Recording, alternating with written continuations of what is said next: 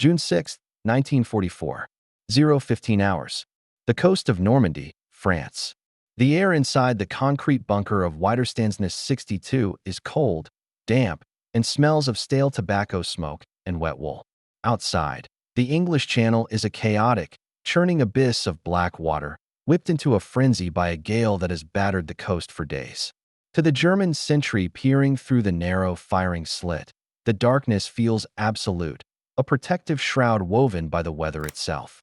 He shivers, pulling his greatcoat tighter against the damp chill that seeps through the 3 feet of reinforced concrete. In his pocket, his fingers brush against a small, crumpled photograph of his family back in Hamburg and a ration coupon that has long since expired. He is hungry. He is always hungry. The Reich has conquered Europe, yet here he stands, a soldier of the master race, dreaming of real coffee and a piece of meat that isn't horse. He looks out at the void of the ocean. He has been told that the enemy is coming, but looking at the violence of the waves, he believes the meteorologists. No one would sail in this. Not the British. Certainly not the Americans. Transitioning back through the corridors of time, we must understand why this soldier felt so secure in his disdain for the enemy across the water. For a decade, the propaganda machine of the Third Reich had been meticulously constructing a caricature of the United States, a psychological fortress as thick and impenetrable as the Atlantic Wall itself. Joseph Goebbels and his Ministry of Public Enlightenment had painted a portrait of America that was widely accepted not just by the fervent Nazi Party members, but by the Wehrmacht rank and file. To them, America was a cultural vacuum, a land of mongrelized distinctness, devoid of the ancient warrior spirit that coursed through the veins of the Germanic people. They were told that the United States was a hollow giant, paralyzed by racial strife, obsessed with jazz music, gangster movies, and the pursuit of the dollar. In the German worldview, war was a high art, a spiritual calling that required iron discipline and racial purity. How could a nation of salesmen and cowboys, a melting pot of immigrants and conflicting cultures, possibly stand against the hardened veterans of the Wehrmacht? This underestimation was not merely rhetorical. It was structural.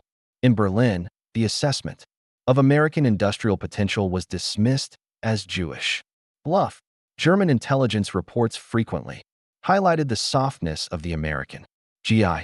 They were described as Materialschlacht soldiers, men who could not fight without air superiority, who required ice cream and chewing gum to function, who would break the moment they faced the cold steel of a bayonet, wielded by a soldier who had survived the frozen hell of the Eastern Front. The German soldier on the coast of France in 1944 viewed the coming invasion not with fear, but with a grim professional curiosity. They expected the Americans to be clumsy, disorganized, and easily panicked. They expected them to fight like a mob, not an army. This was the lens through which they viewed the world, the superiority of the will over the material. They believed that spirit could stop steel. They were about to learn that steel, when forged by the unlimited industrial wrath of a democracy aroused to anger, has a spirit of its own. The expectations of the German defenders were rooted in their own scarcity. By 1944, the Wehrmacht was an army of scavengers. They relied on horses to pull their artillery. Their gasoline was synthesized from coal. Their rubber was failing. The average German infantryman in Normandy was issued a bolt-action Kar 98K rifle, a weapon design that dated back to the previous century. He carried his ammunition in leather pouches that cracked in the salt air. His boots were often cobbled together from inferior leather, hobnailed with steel that sparked on the pavement. And in his pack, if he was lucky, he had a tin of Coca-Cola, a caffeinated chocolate disc that was more stimulant than food, designed to keep him awake rather than nourished. This scarcity bred a sense of martyrdom. They believed their suffering made them stronger. They looked at the perceived luxury of the American forces, the rumors of their endless supplies, and saw it as weakness. They believed that a soldier who needed 3 hot meals a day would collapse when the supply line was cut. They did not understand that the supply line was the weapon. Throughout the spring of 1944, Field Marshal Erwin Rommel, the Desert Fox, had toured these defenses. He knew the enemy would come with power, but even he could not comprehend the magnitude of what was sitting across the channel. Rommel had tried to harden the Atlantic Wall, planting millions of mines, flooding the marshlands. and driving Rommel's asparagus, large wooden stakes tipped with explosives, into the tidal flats to impale landing craft. Yet, despite his genius, Rommel was fighting a war of poverty. He begged Berlin for more panzers, more fuel, more concrete. He was given promises and propaganda. On June 5th, believing the weather made an invasion impossible, Rommel left the front to celebrate his wife's birthday in Germany.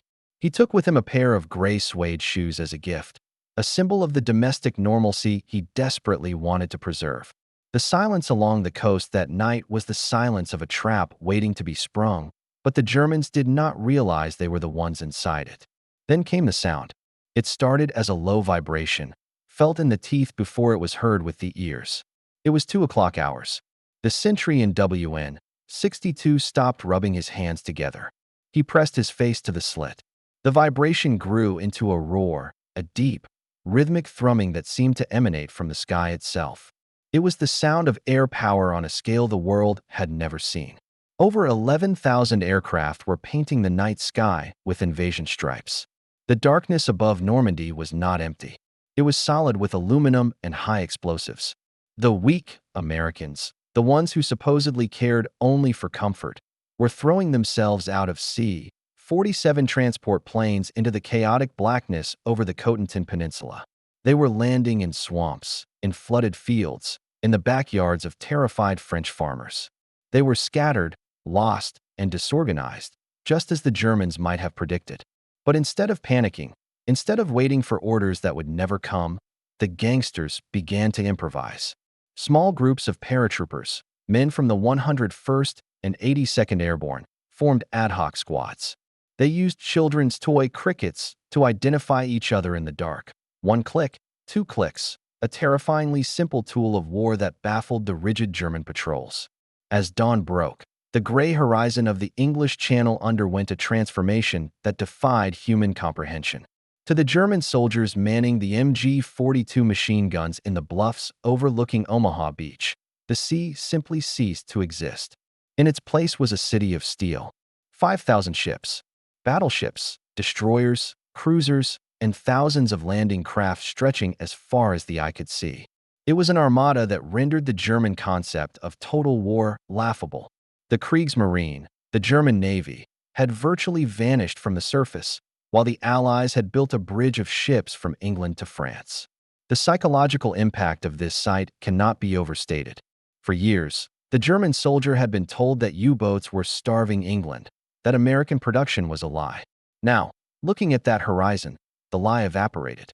The mongrel nation had built the largest fleet in history and sailed it to their doorstep. The bombardment began. It was not the precise, surgical strikes of the Blitzkrieg.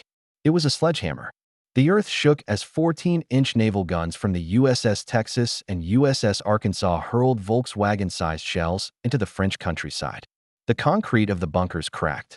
Dust filled the lungs of the defenders, coating their throats with the taste of pulverized limestone. In the chaos, the German discipline held. They were professionals, after all. As the ramp of the landing craft dropped, the veterans of the 352nd Infantry Division, a unit the Americans didn't expect to be there, opened fire. This was the moment the Germans had been promised. The soft Americans were walking into a kill zone. The MG-42S, tearing through fabric and flesh at 1,200 rounds per minute, cut down the first wave of the 1st and 29th Infantry Divisions. The water turned red. Bodies piled up in the surf. For a few horrifying hours, it seemed the German propaganda was right. The invasion was stalling. The Americans were dying in droves. But then, the transformation happened. It didn't happen in the grand strategy rooms in Berlin or Washington. It happened in the wet sand of the easy red and fox green sectors. The American GI, pinned down, bleeding, watching his friends disintegrate, did not break. He did not cry out for his mother and surrender, as the haughty SS officers had predicted. Instead, a cold, pragmatic rage took over. Men like Brigadier General Norman Cotto walked calmly through the fire, cigar in mouth, telling his men, "Two kinds of people are staying on this beach, the dead and those who are going to die. Now let's get the hell out of here." The gangsters became warriors. They used Bangalore torpedoes to blow gaps in the wire. They scaled the bluffs not with Aryan fanaticism, but with a grim, blue-collar determination to get the job done so they could go home. They treated the war not as a glorious crusade, but as a dangerous job that needed finishing. And they had the tools. This is where the symbolism of the American war machine became tangible. In the midst of the carnage, a German soldier, perhaps a sniper retreating from a forward position, stumbled across the body of an American medic. Beside the fallen man lay his medical kit and a torn haversack. The German, starving and exhausted, rifled through the pack. He found bandages, sulfa powder, morphine syrettes, standardized, sterile, abundant. But then his hand closed around something else. A small, olive-drab tin. He cracked it open. Inside was meat. Real, processed pork. And beneath it, a chocolate bar. A Hershey's tropical bar. And a pack of cigarettes. Lucky Strike green. It wasn't just the food, it was the packaging. The cellophane was crisp. The tin was perfectly sealed. There was no rust, no ersatz substitute. In the middle of the greatest invasion in history, the American army had the logistical capacity to ensure their men had chocolate and fresh tobacco. The German soldier looked at the Lucky Strike pack in his dirty, trembling hand. He looked at his own boots, held together with wire. He looked at his bolt-action rifle, then at the semi-automatic M1 Garands lying in the sand, rifles that fired 8 rounds as fast as a man could pull the trigger. In that moment, holding that tin of rations, the ideological foundation of his world cracked. He realized that he wasn't fighting a weak enemy. He was fighting a factory. He was fighting a nation that could mass-produce luxury and death in equal measure. The breakout from the beaches confirmed this terrified realization. As the Allies pushed inland, the Germans expected a pause. Armies in history always paused to regroup, to resupply. But the Americans didn't pause. They brought their own ports with them. The Mulberry Harbors, massive artificial concrete islands towed across the channel, allowed them to offload thousands of tons of supplies a day. The Red Ball Express began to run, a convoy of trucks that never stopped, burning more fuel in a week than the entire Wehrmacht was allocated for a month.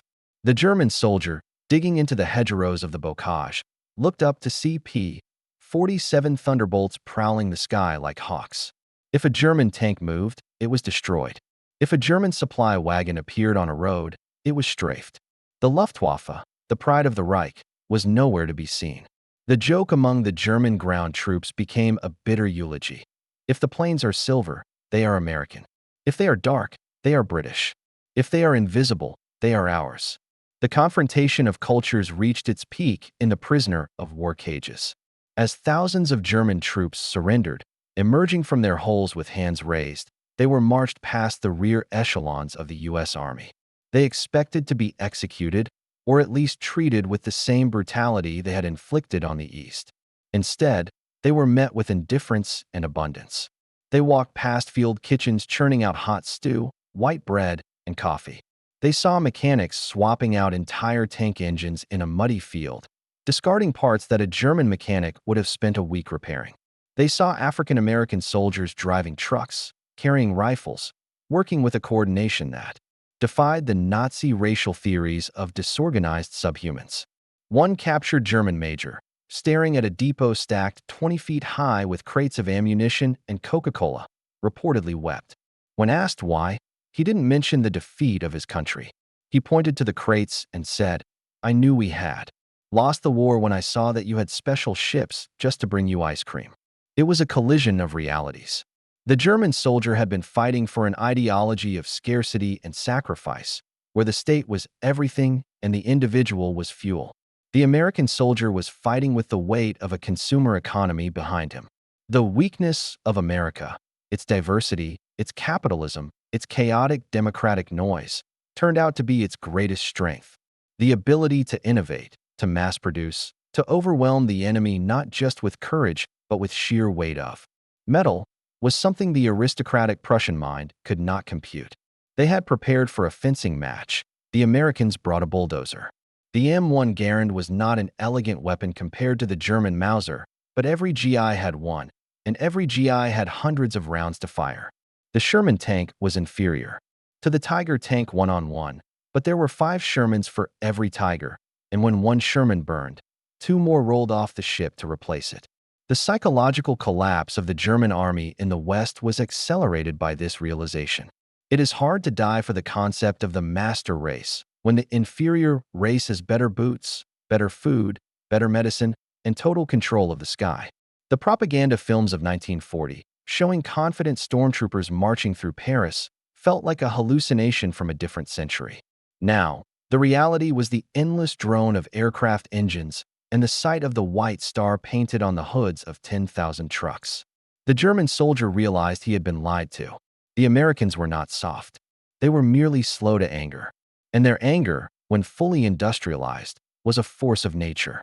As the sun set on the wreckage of Normandy in late June, the landscape had changed forever. The hedgerows were torn open by rhinoceros tanks, another American improvisation, welding German beach obstacles to the front of tanks to cut through the vegetation. The symbolism of the Lucky Strike persisted. In the pockets of dead Germans, American cigarettes were found, traded, stolen, or looted. It became the currency of the defeated. The smell of American tobacco replaced the harsh scent of German Mahorka. It was the scent of the New World Order. The recurring image of that unopened ration tin, the abundance of calories in a starving continent, haunted the survivors. It represented a society where the government served the people enough to feed them well, even in hell. The war would drag on for another year. There would be the Battle of the Bulge, the crossing of the Rhine, the final agonizing defense of Berlin. But the myth of the weak America died on the beaches of Normandy. It died in the face of the kid from Brooklyn and the farmer from Kansas who stormed a machine gun nest not for the glory of the Führer, but because they wanted to get the job done and go home to that abundance. They fought with a ferocity that stunned the Wehrmacht, a ferocity born of free men defending a way of life that actually offered them a life worth living. In the end, standing in the quiet of a Normandy cemetery years later, the wind blowing through the manicured grass, one is struck by the silence. The bunkers are still there, silent gray skulls peering out at the sea. The bomb craters are soft depressions in the earth, covered in wildflowers. The violence is gone, but the lesson remains etched in the geometry of the headstones. Row after row of white crosses and stars of David, stretching into the distance. They are uniform, standardized, just like the factories that equipped them. But reading the names, Italian names, Polish names, Anglo names, German names, one sees the mongrel nation the Nazis mocked. It was this diversity, this chaotic mix of cultures bound together by a single idea of freedom that stormed the impossible wall. The German soldier on that dark morning in June 1944 thought he was looking out at a weak, degenerate enemy. He didn't realize he was watching the tide of history turn, bringing with it a force that no amount of propaganda could deny. He underestimated the terrible resolve of a democracy that, once awakened, could turn the very earth into a weapon of liberation. The collapse of the German worldview began not when the first shot was fired, but when they realized that the enemy coming for them had pockets full of chocolate and a rifle that never ran out of bullets.